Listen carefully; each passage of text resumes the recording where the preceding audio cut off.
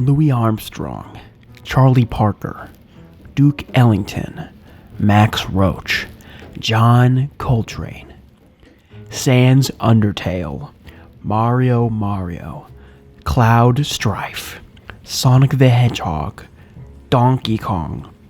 The names I have just graced your ears with are the names of legend. First, jazz legend, and second, video game legend. What could all of these legends have in common, you may ask? Calm yourself, okay? Calm yourself. All will become clear in due time.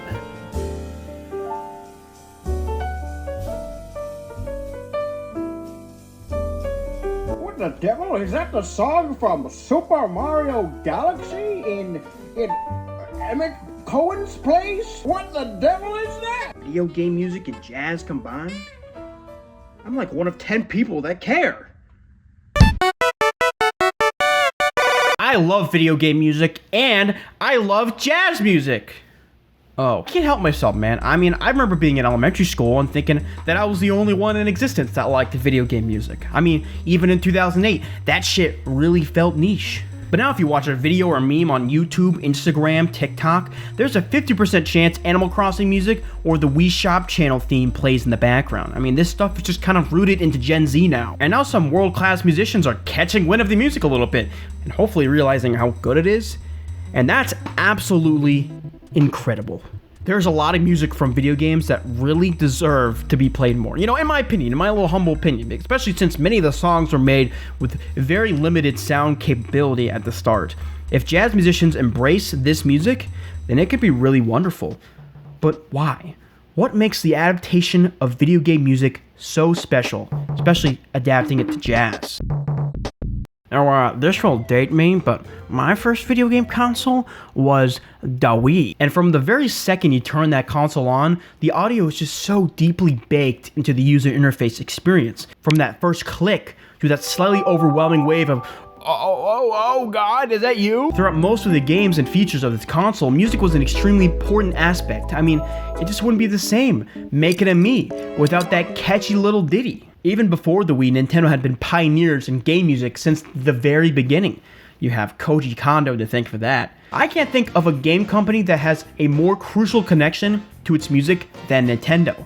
They really do have a nostalgic grip on us, at least more compared to other game companies. As a kid, even when I wasn't playing Bowser's Inside Story on the Nintendo DS, where you go inside Bowser's intestines and cure his IBS, I would just walk around and hum that little song from the first area of the game, just as like a 5-year-old in public. I have a vivid visual memory of this. I did this all the time. I'm not even kidding. I mean, shit. It's not even the best song in the game. It was just the level I was stuck on because I was a stupid little kid. Not to mention all the other catchy brain-rotting tunes that were corrupting my brain. Green Hill Zone from Sonic the Hedgehog. Yoshi Star Galaxy from Mario Galaxy 2. Wet Hands from Minecraft. Bramble Blast from Smash Bros. Brawl. Essentially just picture a VGM hospital IV plugged straight into my veins. That's essentially what was happening. But I mean, like all music you listen to as a kid, you tend to grow out of it. Unless you just don't, because it's so damn good. I mean, I can't go a day in my adult life without listening to Bramble Blast at least 50 times. It's how I get up in the morning. Really, most of the music I would later enjoy stemmed from what I already liked from the video game music I listened to as a kid. Basically stuff that was melodically enticing, harmonically jamming, and undoubtedly grooving. And this sort of led me down a path. I would listen to Stevie Wonder, Wolfpack a little bit, then I opened it up a little bit, listen to Count Basie, Snarky Puppy, Brecker Brothers, and so on. I kept looking for music that kind of reminded me of game music. You know, some teenagers, they get sent down the alt-right pipeline with their unrestricted access to the internet, but me, no. For me, it was the video game jazz pipeline. If you've ever listened to jazz, a few of you might think, oh yeah, that's the music that's sung by Frank Sinatra, you know, it has a lot of notes in it, maybe some like sexy piano and coffee shop vibes, but of course that's a hyper generalization. Hot take, folks, that 24-hour coffee shop jazz music vibe live stream, it's not real jazz. I'm very sorry to say it. I mean, hot take, folks. That's just my opinion, okay? If I want to listen to rock and roll music, but my first instinct wasn't to put on Elvis, it was to put on a royalty-free bootleg that's made of MIDI. That would be very dumb. Just listen to a record. Listen to Miles Coltrane, John Davis, Louis Armstrong, Frank Sinatra, Ella Fitzgerald, Art Blakey, Clifford Brown, Herbie Hancock, J.J. Johnson. Fuck it, even Emmett Cohen. I mean, he literally streams on YouTube. Jazz to me is about a few things. The first of those is excellence. Taking a look at the jazz scene, its emphasis on high levels of musicianship traces back to the creators of bebop, Charlie Parker and Dizzy Gillespie, among a few others. Their importance to jazz was astronomical. Wait, what's bebop? Fucking faster, fuck you! Mostly everything from this time had a fast and complicated melody, followed by a bunch of improvised solos by revolutionary musicians on the recording. The skills of these players raised the bar, and no matter what was being played, they were performing with absolute excellence. Yeah, no auto-tune, pitch-correcting AI bullshit either. That said, these recordings still kinda sound awful because of the technology at the time. If it weren't for Bird and Diz, jazz music would have just been stuck in the Glenn Miller In the Mood swing era, which, you know, good music of course, but over time those repetitive riffs, they got a little tiring, especially to musicians that were playing them. So of course, the most radical deviation of this was, oh god, oh! Because of that hunger for virtuosity present in the bebop era, jazz afterwards was never the same. To be a jazz musician, you had to strive to the highest musical bar, and bebop is a highlight of that for sure. Another thing with jazz is the tradition. After Parker and Gillespie started this thing, and even before that with Louis Armstrong, eventually their ideas spread and would begin to pass down through the decades. The music would change and morph throughout the years, but throughout all of this, the core language remained intact. Many would play with and learn from the greatest jazz musicians of the day, and take what they learned and teach it to the next generation once, they had become the greatest jazz musicians of their day. It cannot be understated how quintessential it is to listen to those who came before you and apply it to your playing to become the greatest musician possible. I mean, listening is key, hence why tradition is so important. To those who know this already, I'm really sorry, that was probably the 300th time you've heard that. But to anyone learning music in general, it's essential to listen and absorb all the music you can, even if it's shit pop glitchcore. But even if you're a musician who thinks this sucks absolute dick grease, if you were to just transcribe a little bit, you'd learn a lot and be able to apply it to any form of modern music. Like the new Donk City theme.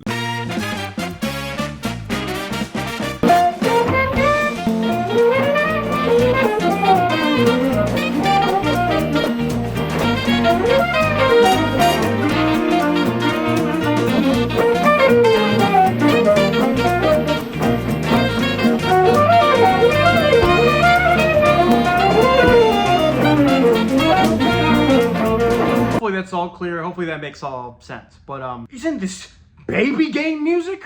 Who gives a shit? well, of course it's considered music. I mean, everything you hear in media is music. But I feel like there might be some kind of stigma with video game music for some reason still, even.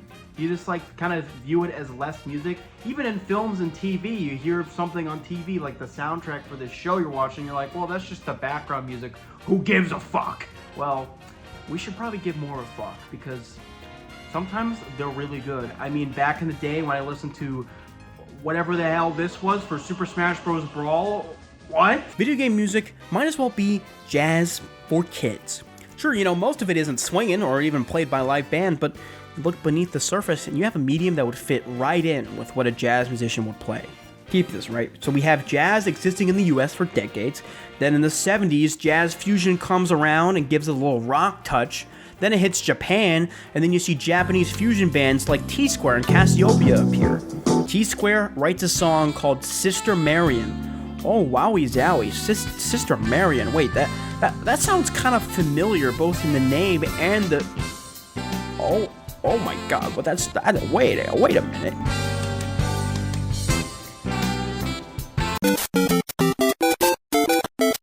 Sister Marion was actually released in 1984, 1 year before Super Mario Bros. Came out, meaning Koji Kondo had been inspired by that song.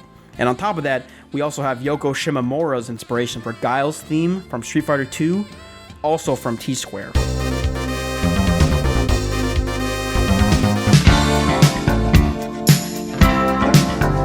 So it's safe to say that if it weren't for jazz, video game music would not be the same video game music that we know today.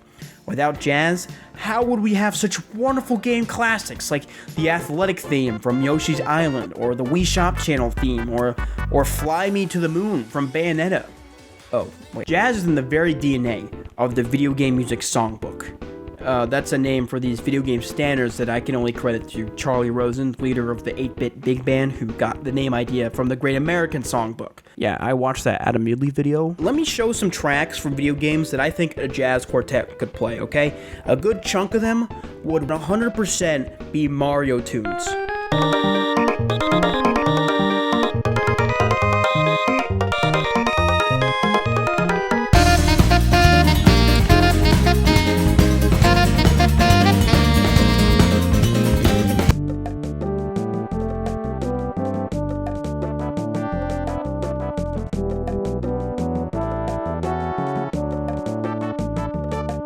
Now, just to further get my point across here are some songs from the jazz heavy hitters that I feel like could be put in a video game and no one would bat an eye.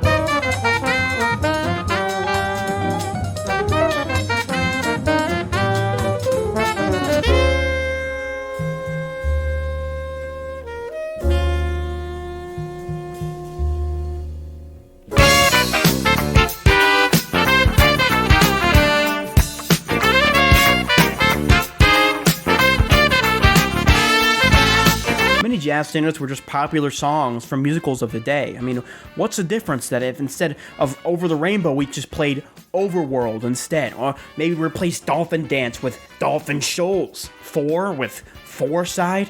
I mean, let's be real, is little Jimmy in the crowd gonna recognize the standard All the Things You Are by Jerome Kern from the hit 1939 musical Very Warm for May?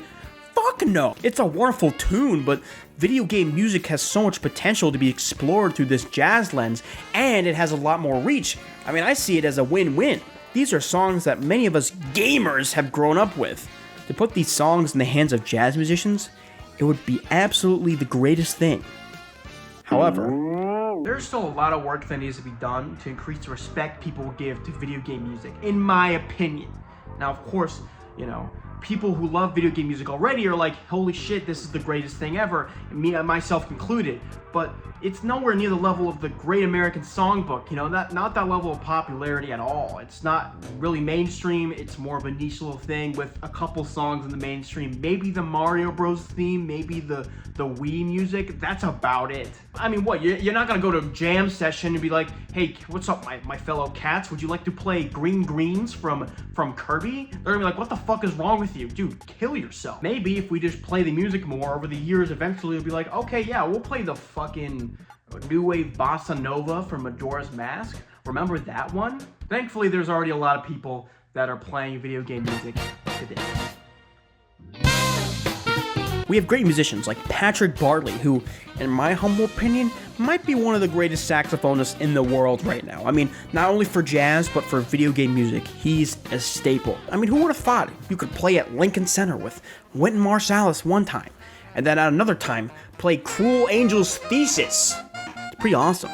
Charlie Rosen with the 8-bit big band is another example, and not only do they contribute so greatly to the online community that celebrates this music, but they gradually give it more exposure in the mainstream, as seen by his and Button Masher's Grammy win. And speaking of Button Masher, we even have the inverse here, where he's playing jazz standards using a video game sound font. And there's Carlos Eni, also known as Insane in the Rain.